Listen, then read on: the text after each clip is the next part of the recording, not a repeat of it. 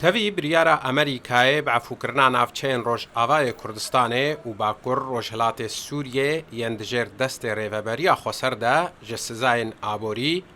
lê bazirgan, aborînas û pispor li Rojavayê Kurdistanê tekez dikin got başkirina rewşa aborî ne tenê vê biryara Amerîkayê ve girêdayî ye. Mustafa Xelîl aborînas ji Kobanî ji bernameya Çavê Sêyem a radyoya Rûdawê re got pêwîst e gefên Tirkiyê bên rawestandin û rêveberiya Xweser jî hin pêngavên girîng bavêje dagot Sûd ji vê biryarê bêwergirtin. Yani ضمانات هبه انه ترك نما هجوم مناطق دين دكن ووضع عبوري بلفه يعني وبلفه ايد ديا هناك قوانين جي دفي ريفبري جي بوغر يعني دفي تشنا ريفبري دينه قوانين دينه براستي ايكي بازرگاني بك دفي ور حمايت کرنا يعني جانا شاشونه ريفبري جي بون پر تشنا اساسي هم دست خداني سر يعني شيش چيمنتو فعطا فترة شاكر أفين هناكو بنجاه اقتصادي منطقي دحركينا ريفابريدش خداني من الساعة أفجي دفع إعادة نظر فاجر اللي بفكر واري كي نب بينا دفع بازرگاني آزاد به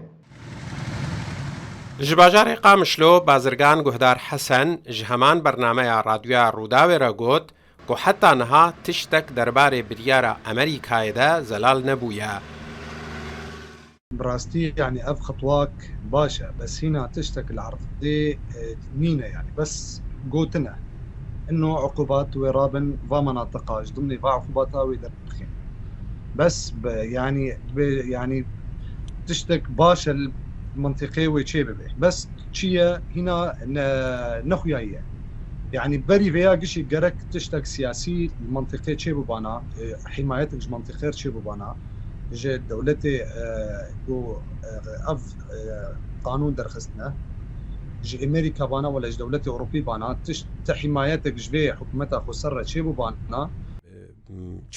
لامع محمد اندزیارê Çandiniyê diyar kir ku taybetmendiya kerta Çandiniyê heye ku divêl ber çavan bêgirtin. به تایبەت دوارێ چاندنیە داژی هەر کەسێک ku bixwazê em bêjin perê xwe bikar bînê duwarê çandiniyê da çandinî ne wek tiştekî dîne yanî dirêjayî yanî wekî planê dirêjayî jî re divê di gavet tu çandiniyekê bikî divê tu ji destpêkê da heta berhema xwe bigirî heta berhem te bi dest anî